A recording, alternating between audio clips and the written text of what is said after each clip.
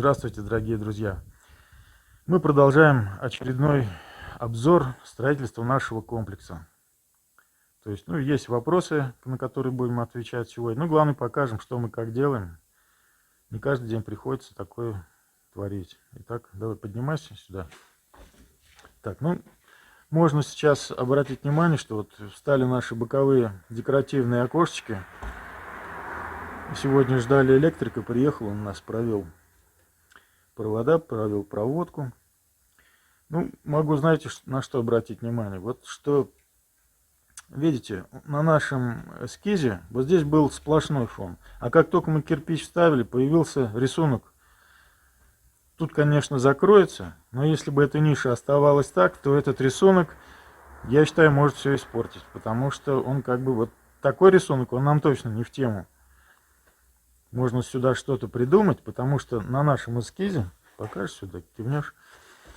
Вот у нас же пойдет вот такая вот аркада, да, много маленьких арок. Если там будет какой-то такой вот кладка кирпича, одним словом, туда можно сделать интересную кладку, как будет дополнительное украшение. А может вот как здесь вот, ни то, ни сё получится, так может. Вот. Я надеюсь, наш оператор покажет вам вариант, да, то есть работал я когда-то в монастыре и, вдохновленный, что вроде как я там благое дело буду делать.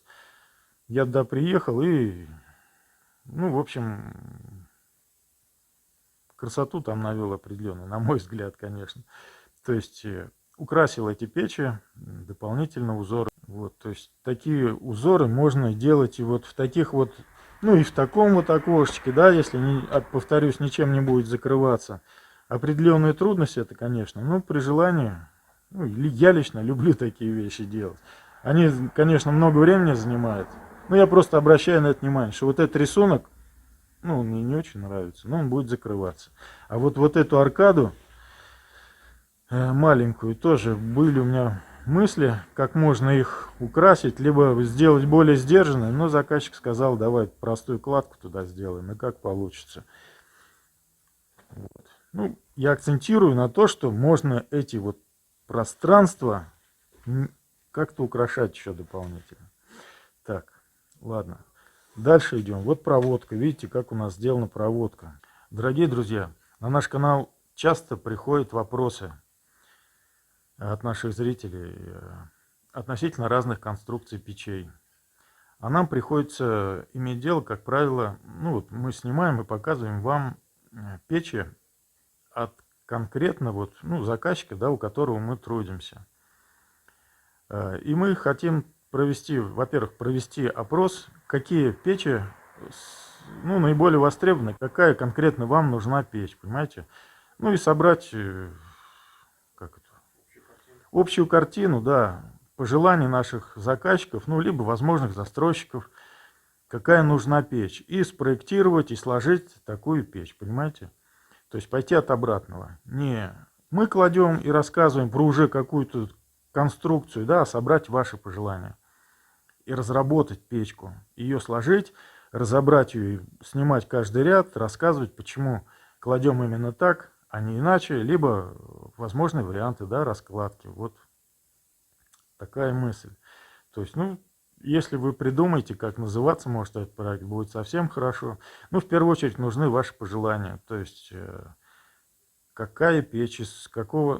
кирпич тут какой у нас? Не такой большой выбор, да? Красный кирпич в основном для печей идет. Я думаю, не шамотный, хотя и шамотный тоже возможен.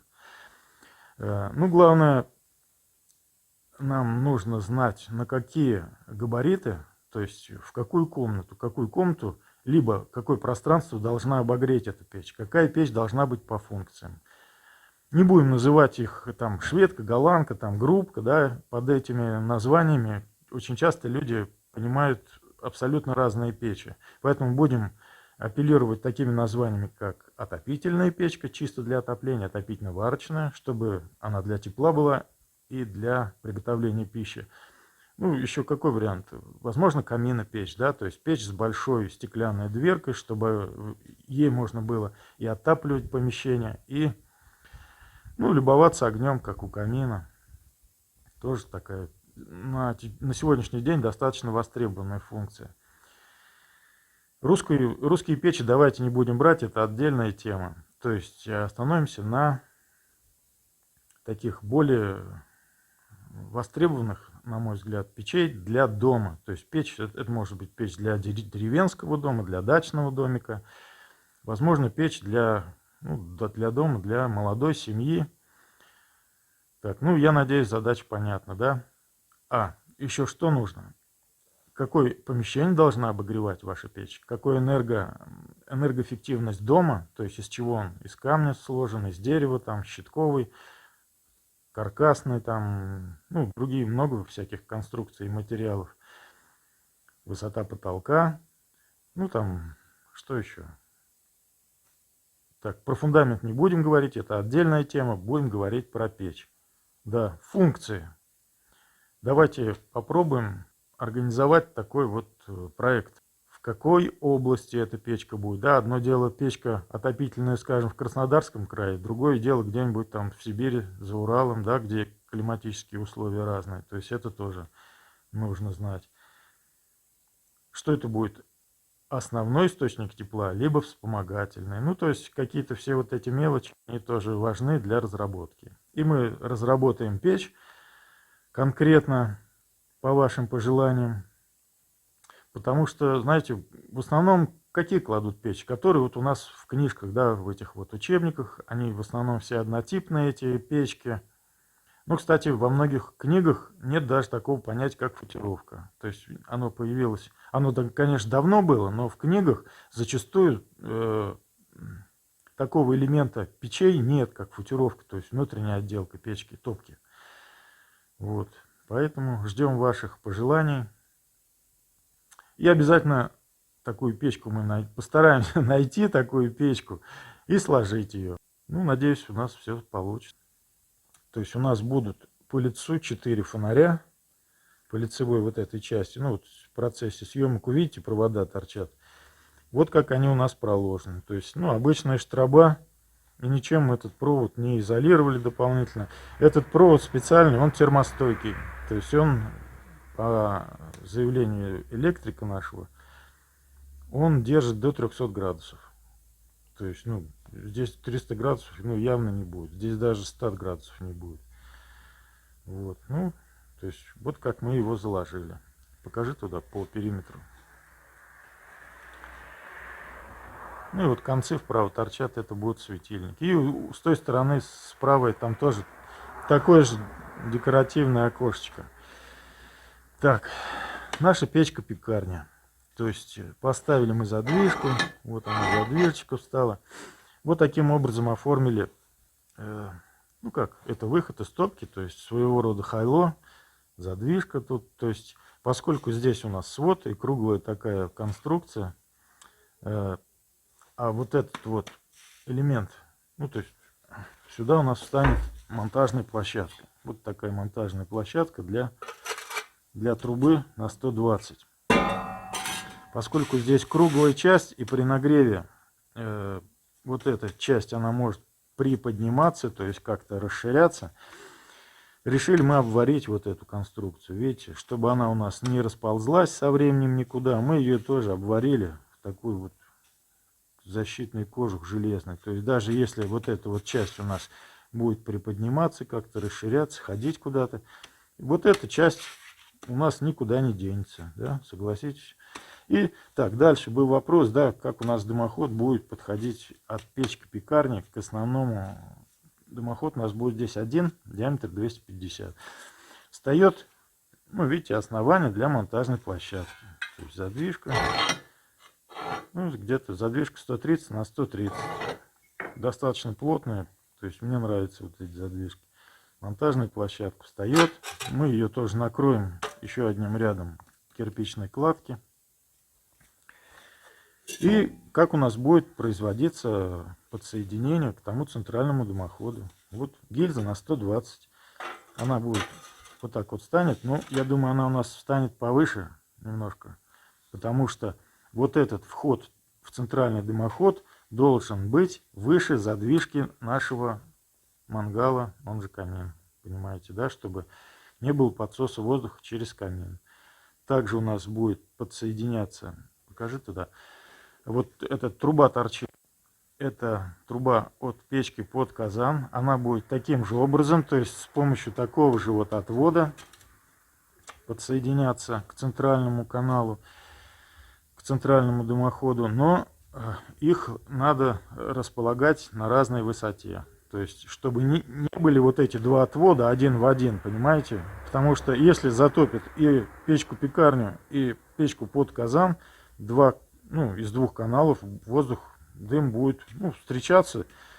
И, возможно, в общем, нарушение тяги из-за этого. Кто кого из них переборет, перетянет, понимаете? То есть, немножко на разной высоте, чтобы и этот уходил вверх, дым от одного отвода уходил вверх, и от другого, чтобы они не мешали друг другу. Так, дальше идем.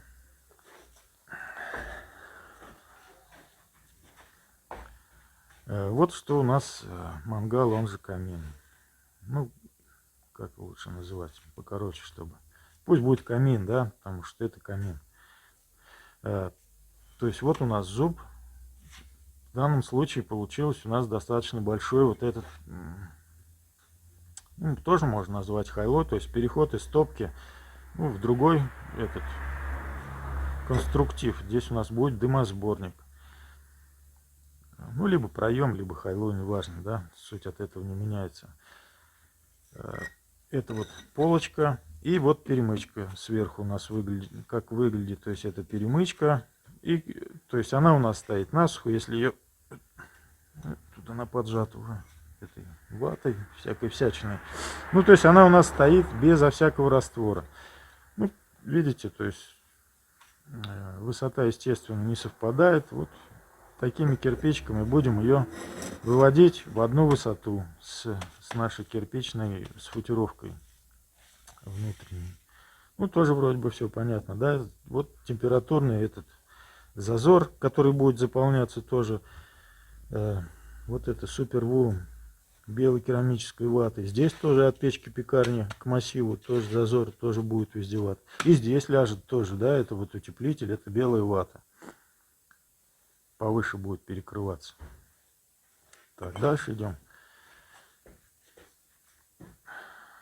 Так, это уже сказали, выход из печки пекарни, он будет таким же отводом уходить выше задвижки, выше каминной задвижки.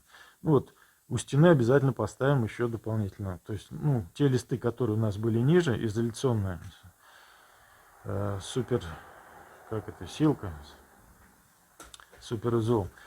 Мы обязательно до потолка ее установим, этот изоляционный материал. А здесь будет вот это прицелились, то есть это вытяжка от печки под казан. Про эту конструкцию мы поговорим попозже, когда она у нас станет. То есть, тут под 45 градусов, снизу, наверное, сейчас покажем, да.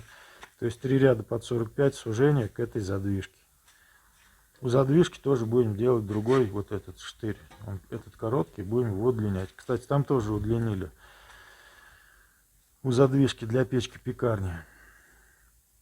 Так, провода тут то же самое. Так, вот поподробнее сейчас можно рассказать про несущую конструкцию, про металлическую.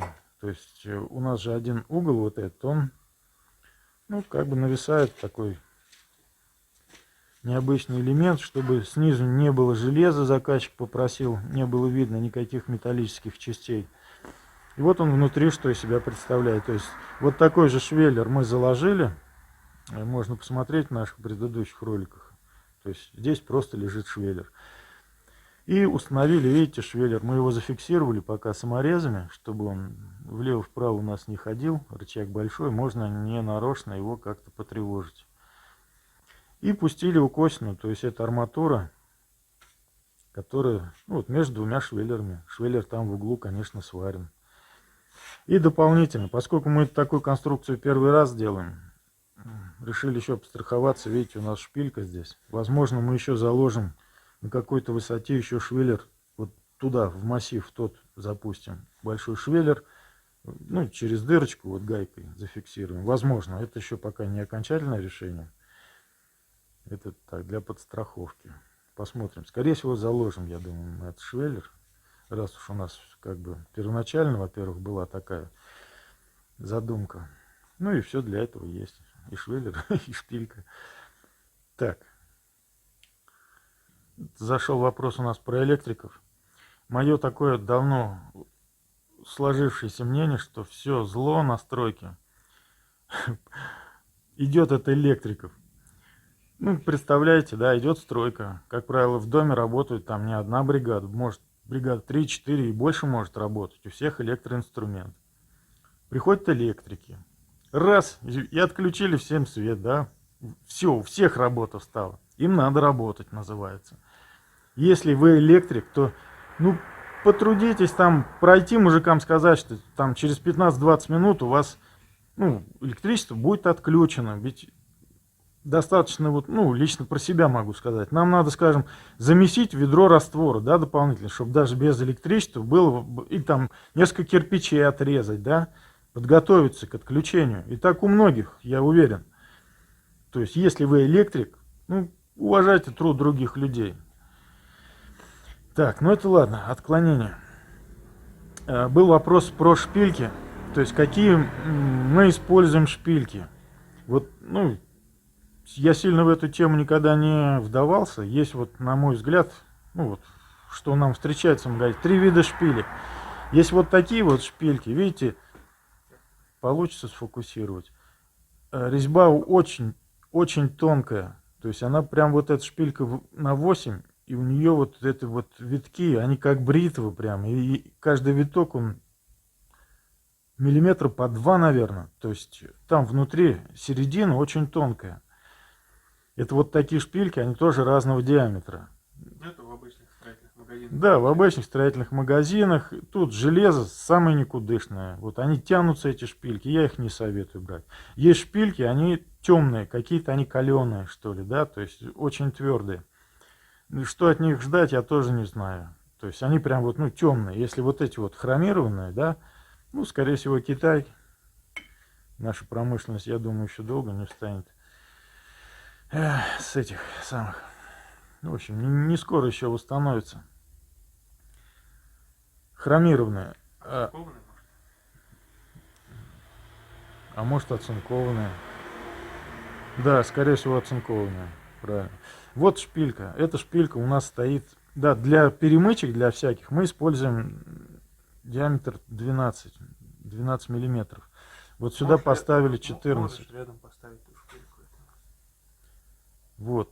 Вот эти шпильки используем мы. Видите, здесь резьба такая, ну вот правильная, как если бы ее нарезали там мечиком или плашкой.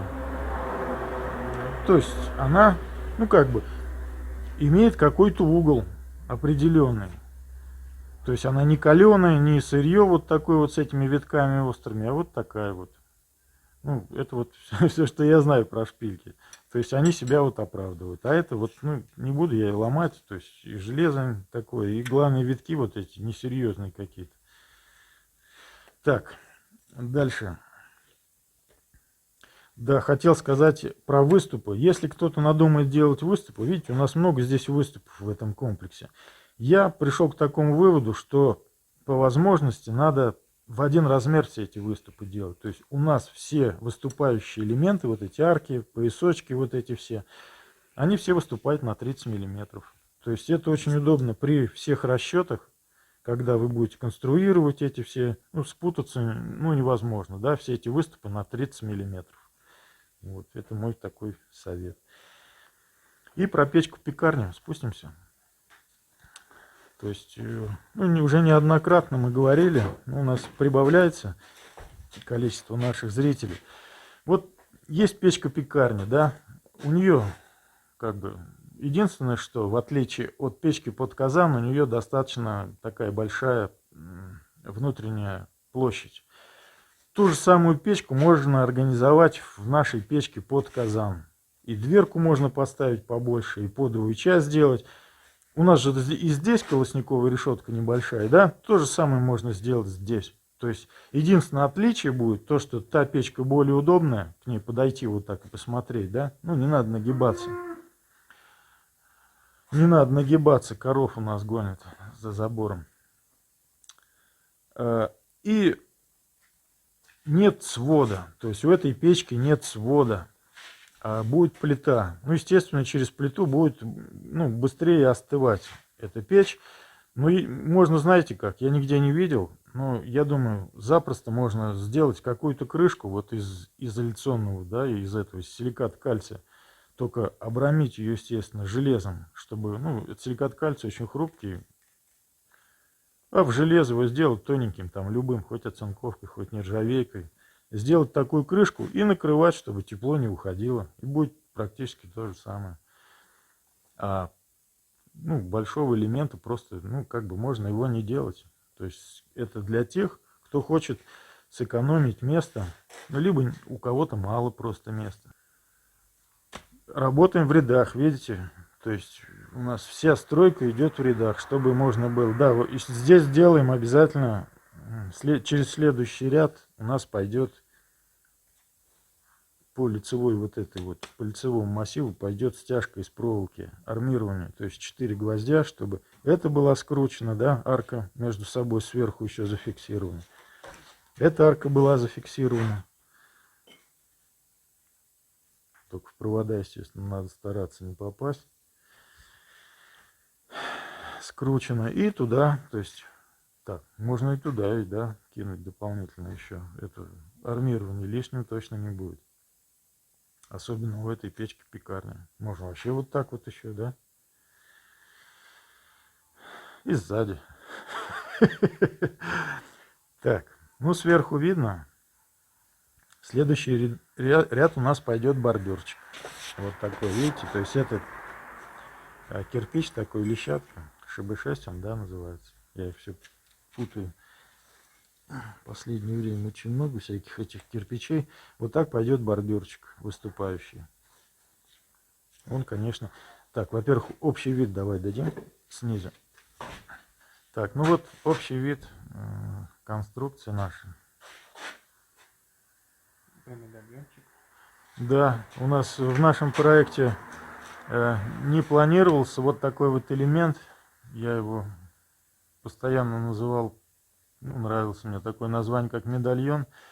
В архитектуре он называется аграф. Аграф называется. То есть, ну, достаточно сдержанный такой, да, но в то же время вносит тоже такой свой дополнительный колорит. И вот эта вот часть у нас, видите, если арки у нас из более темного, то вот это вот поле, оно из светлого кирпича. Ну, тоже жара у нас стояла, и дожди поливали, кирпич зацвел, то есть отдельно кирпичи стали зеленеть. Не знаю, камера отобразит. Короче, дополнительный момент. Придется эту зелень выводить. Так, ну вот. Я думаю, все, да. Ну вот сбоку очень красиво. Мне нравится, как кронштейны вот эти сбоку смотрятся. Одно дело спереди, да, другое дело как бы сбоку. Все. Нет, еще работает. Ну, вот такой вот вид получается. Конечно, когда, ну, окончательный вид будет, то будет еще интереснее. Ну, мне кажется, и так, да, очень красиво. Итак, с обзором нашего комплекса пока все. Ну, к сожалению, очень мало из наших зрителей утруждают себя такой секундной операцией, как поставить лайк. Ну, мне лично это непонятно. То есть я как бы стараюсь. Но благодарю всех, кто ставит нам лайки, оставляет свои комментарии. Задавать вопросы, если у кого-то есть, с удовольствием будем отмечать по мере возможности. Благодарю всех за внимание. Будьте здоровы и до новых встреч.